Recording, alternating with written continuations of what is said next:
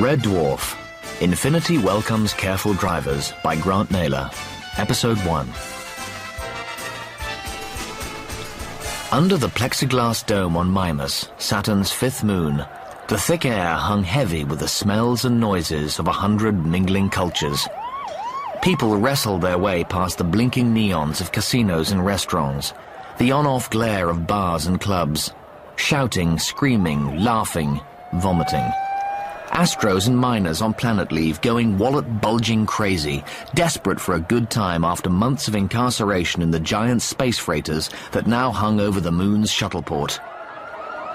A typical Saturday night on Mimas. Lister flicked on the for hire sign and decided to take the hopper down towards Mimas docks. He slipped the gear into jump and braced himself. The hopper leapt into the air and landed with a spine-juddering crunch 200 yards down Eastern Avenue. As it smacked into the highway, Lister's neck was forced into the hollow at the base of his skull, further aggravating an already angry headache. The hopper's suspension was completely shot to hell. Lister began to wish he'd never stolen it. The man in the navy blue officer's coat and the blatantly false moustache flagged down Lister's hopper and got in. 152nd and 3rd, he said curtly, and pressed the tash, which was hanging down on the right-hand side, back into place. Going to a brothel? Asked Lister amiably. Absolutely not. I am an officer of the Space Corps. He tapped the gold bars on his lapel. And I do not frequent brothels. I just thought, what with 152nd and 3rd being slap bang in the middle of the red light area? Well, you're not paid to think, you're paid to drive. Lister flicked on the hired sign, slipped the hopper into jump, and bounced off to the district the locals affectionately called Shagtown. What's it like? What's what like? Being in the Space Corps? Being an astro? I was sort of thinking of signing up. Were you really? Do you need any qualifications? Well, not exactly, but they don't just accept any old buddy.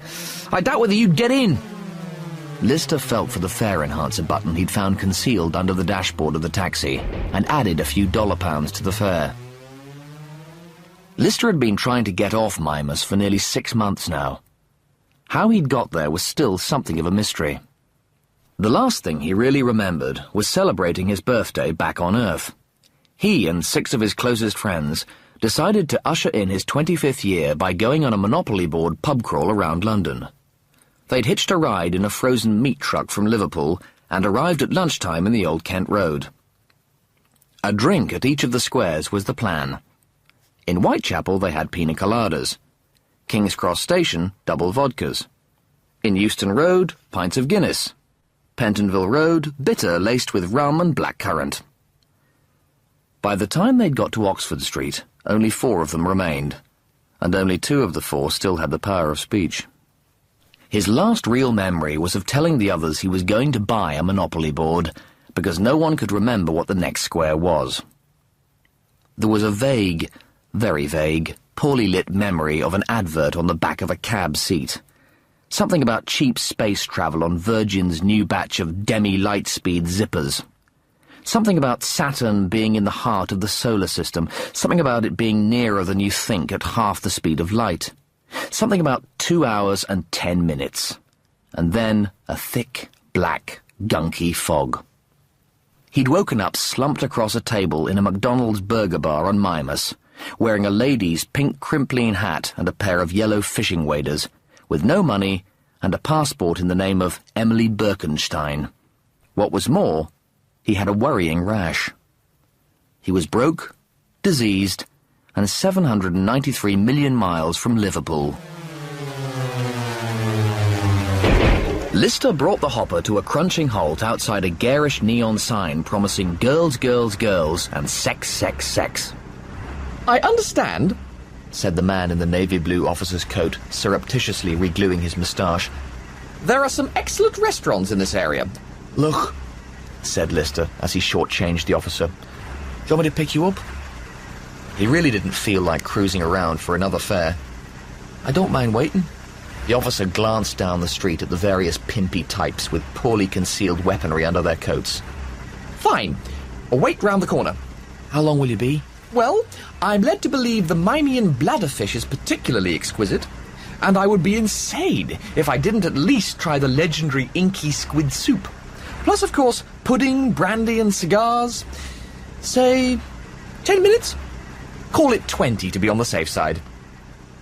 Lister took the hopper round the corner and saw his fare stride purposefully towards a Mimean restaurant, pause outside, studying the menu, and then turn and walk straight into the building with a neon sign boasting girls, girls, girls and sex, sex, sex.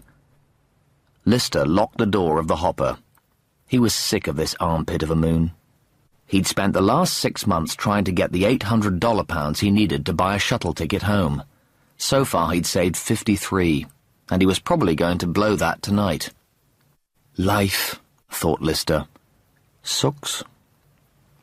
Outside the hopper, 2 pimps were having a minor disagreement about a girl named Sandra. It was brief and, for the most part, friendly. It ended when the severed ear of the taller pimp landed with a soft, wet plop on the hopper's windscreen. Lister looked at the hopper clock. 40 minutes since the man in the blue officer's coat had gone for his meal. He slipped his taxi driver's nightstick up the arm of his jacket, stepped over the body of a dead one-eared pimp, and dashed towards the building with the girls, girls, girls sign. The man with the false moustache was sitting in a jacuzzi, having a heated conversation with a member of staff. I want my money back. Absolutely, sir. This has never happened before. She nearly pulled the damn thing off. There was a slight circuitry problem. She wouldn't stop. It was like being trapped in a milking machine. Well, if sir would care to make another choice at the expense of the management... Are you insane? It'll be out of commission for at least 12 months. If you hadn't heard my screams... He looked up and saw Lister for the first time. There was an extraordinarily long pause.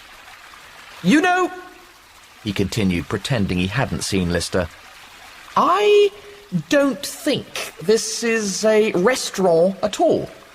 I haven't seen so much as a soupçon of the spicy bladderfish for which Mimas enjoys such a splendid reputation.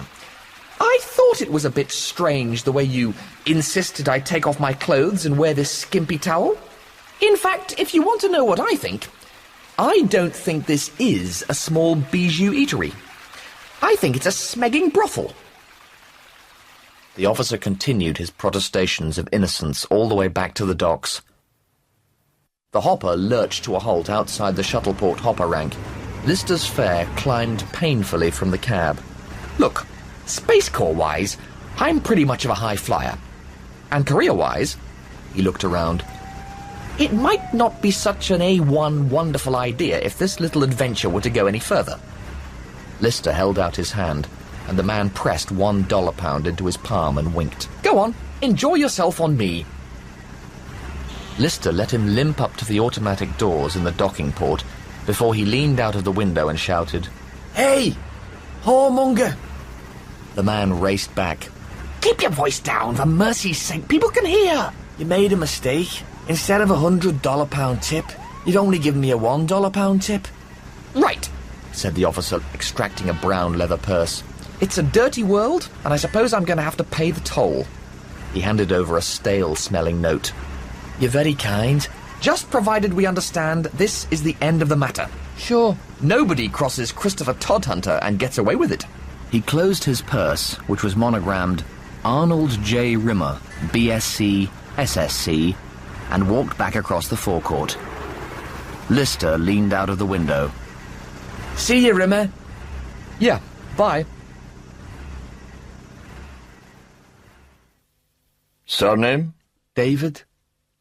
First name? I told you, David. Your name's David. No, it's David Lister. Caldecott sighed and reached for the Tipex. On a poster on the wall of the newly painted office, 2 crisply uniformed officers, male and female, linked arms and smilingly invited all and sundry to join the Corps and see space. Caldecott Tipexed out David from the surname box on the recruitment form, and in his meticulously neat handwriting replaced it with Lister. Date of birth? Unknown. What do you mean, unknown? I was found. In what way, found? In a pub, under the pool table. In a cardboard box. Caldecott eyed him dubiously. Caldecott spent his entire working day sitting in his immaculately white uniform in the window of the recruitment center, projecting the Space Corps' corporate image, which was white and brave, strong and smiling. Once the suckers had signed up, they'd learn the truth soon enough. In the meantime, it was his job to be white and brave, strong and smiling. He looked at the object sitting opposite him. 4 or 5 gangly, matted plaits dangled from under the fur-rimmed leather deerstalker atop a podgy face built for a perpetual smile. Short, fat fingers, the nails blotched white from zinc deficiency, scratched at the gap between the top of green, multi-stained combat trousers and the bottom of a T-shirt whose original colour was long lost in the mists of time. Why do you want to join the Space Corps? Lister thought for a moment. I want to visit strange new worlds, to seek out new life and new civilizations, to boldly go where no person has gone before. Caldecott smiled wanly and wrote, "Possible attitude problem," in the comments box. Qualifications? Technical drawing. What level? What do you mean? Master's degree, perhaps? Said Caldecott, almost imperceptibly raising his left eyebrow. PhD, maybe? GCSE. Caldecott wrote, 1 GCSE, technical drawing. It doesn't really count that, though, does it? Lister picked at a flap of rubber hanging from the sole of his boot. Why not? I failed. Caldecott took out the Tipex again and obliterated the word possible. If you'd just like to read this through and sign what I've indicated. Lister cast his eyes over the conditions of employment. He was signing up for 5 years, 5 long years. When he got out, he'd be pushing 30, an old man. Ha! Want a bet? He wondered why he hadn't thought of this before. Join the Space Corps, get on an earthbound ship, and as soon as he got home, thank you good night. Lister David, AWOL. He signed and pocketed the pen, including its metal chain and holder. Okay, said Caldecott. You'll have to enter at 3rd technician level. Technician? That's right. A 3rd technician's duties basically consisted of making sure the vending machines didn't run out of chicken soup, and 1,001 other tasks considered too menial for the service droids. Caldecott didn't feel this was absolutely the best time to put Lister in the picture. Technician, said Lister, putting on a pseudo-swanky voice and glancing up at the white-uniformed officer with a Burt Lancaster smile in the poster. I'm a bleeding technician, don't you know? The shuttle buzzed slowly through the groups of gargantuan space freighters that bobbed in orbit like a bunch of clumsy balloons. Lister's window was filled with red. And red. And red. He couldn't see where it started, and he couldn't see where it finished. But it was big. No, it was big. Lister was aware of the hot whiskey breath of the burly Astro beside him, who was now leaning over him to share his window. The Dwarf, he said in a Danish accent, ripping open another can of Glen Fuijiyama. The what? Red Dwarf. How big is it? It could eat Copenhagen and have Helsingor for afters. Lister accepted a belt from the whiskey can, and they swapped names. It's got to be 5 miles long. Something like that, said Peterson. And God, is it ugly? Ugly as my mother. First trip? Lister nodded. Been on Mimas long? 6 months. It's a bit of a dump, right? It's a lot of a dump. Wait till we get to Triton. Triton's okay. Triton? Lister's brow furrowed. We're going to Earth. Sure we're going to Earth, but first we've got to go to Triton to get the ore to take to Earth. Lister closed his eyes. Where's Triton? Round Neptune. Oh, Neptune, right. He took a swig from Peterson's nearly empty whiskey can. Where's Neptune? From here? Peterson took out a calculator.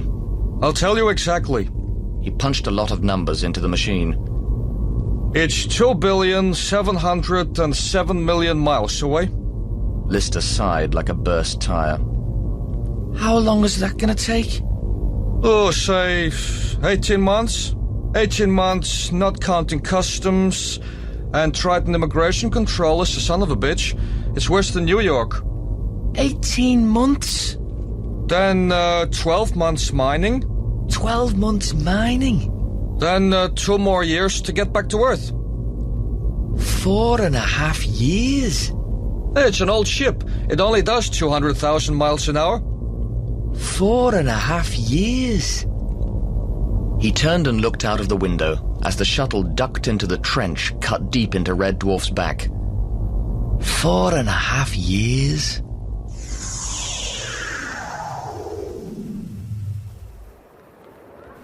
Lister pushed through the crowded docking bay, fighting his way to the intake clearance zone, a now moronically drunk Peterson in tow. High above, dominating the ship's shuttle port, was a monitor screen the size of a football pitch, from which a disembodied head was lugubriously dispensing information. The head was a digitalized reproduction of a balding 40-year-old man with a voice that had a slight East London twang. Lister scanned the various name cards that the Red Dwarf induction staff were holding above the heads of the jostling crowd. Hi, I'm Chomsky. Chomsky Pierre, right? Rogerson ticked his clipboard. Okay, stand there a second. We're still looking for a Burroughs, a Peterson, a Schmidt, and a Lister. I'm a Lister, said Lister. I'm going to be sick, said Peterson. And he was. Exorcist sick. He smacked his lips and wiped his face with the back of his sleeve. That's better. 2 scutters, claw-headed service droids which looked like miniature amputee giraffes on motorized bases, swept into view and cleaned up the mess. What's that thing? Asked Lister, pointing up to the disembodied head on the monitor screen. Holly, the ship's computer. He's got an IQ of 6,000. You want to ask him a question? Like what? Like anything at all. Rogerson called up to the ceiling.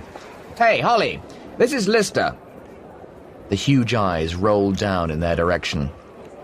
I know. Lister David. Date of birth, October 14th, 2155.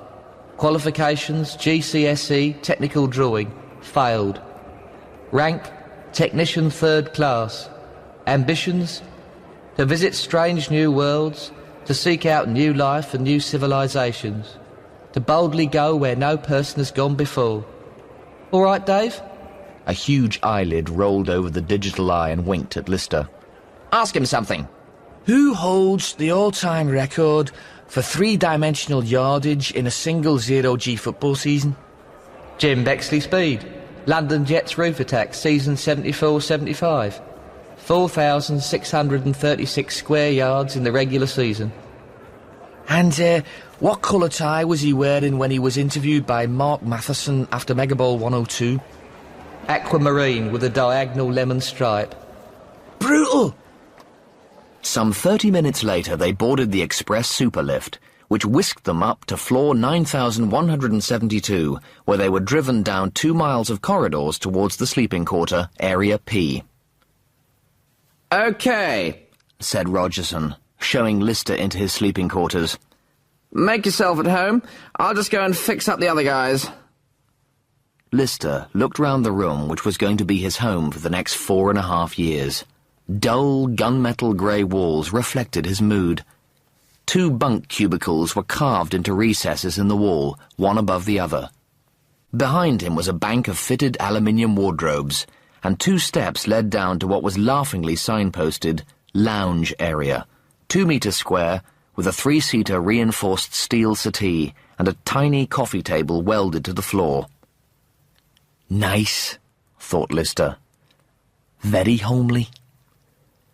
The other occupant of the room left very little evidence of his existence. Whatever he did possess was meticulously tidied away. On the wall of his bunk, the lower one, hung a homemade revision timetable in worryingly neat handwriting and an array of startlingly complex colour codes. Beside it were a number of certificates, neatly framed, and a series of cut-out newspaper headlines all along the lines of Arnie does it best, Arnie comes out on top, and Arnold, a living legend. Lister struck a match on the no smoking sign, lit up, and sat down on the metal settee. Nice. Very, very nice. Rogerson came back in. Oh, David, meet your bunkmate. Behind Rogerson stood a grey-suited technician, tall and rangy, flared nostrils, wide, slightly manic eyes, and a hyperactive, constantly jiggling right leg that always seemed to want to be somewhere else. Even without his false moustache, there was no mistaking the officer who'd hired his hopper. He's also your shift leader, so he's the guy who'll be showing you the ropes. Lister, this is first technician... Arnold Rimmer. We've already met. No, we haven't, said Rimmer, smiling too much. You're a technician. I thought you said you were an officer. Shut up, said Rimmer, pumping his hand and smiling even harder. On the first morning into space, Lister sat in the lecture theatre with the other 11 members of Z-Shift in his brand-new technician's uniform, which made him itch in 19 different places. The rest of the previous morning and the whole of the afternoon had been a long process of multifarious humiliations. IQ tests, genetic fingerprinting, hand-to-eye coordination work.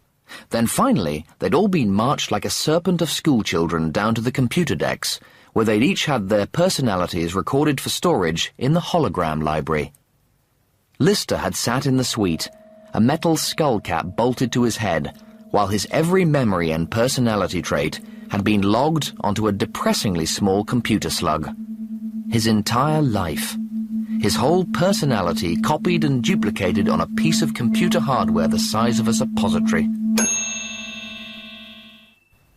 The lecture theatre hatchway breezed open, and Rimmer clicked up to the podium in boots so brightly polished you could see infinity in them.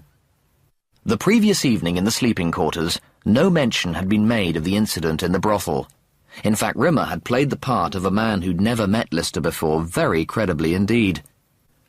Lister spent the evening trying to take advantage of the fact that he now had a proper bed, of sorts, for the first time in 6 months. Meanwhile, Rimmer sat at his slanting architect's desk and whiled away the time until lights out, reading a book called How to Overcome Your Fear of Speaking in Public. Rimmer gripped the podium tightly, the inside of his wrists pointing out towards the new intake, a trick which his book told him would make his audience trust him, and began his speech to Z-Shift. My name is Arnold J. Rimmer. You will call me Sir, or First Technician. I am your shift leader. This is my very first command, and I don't intend it to be my last.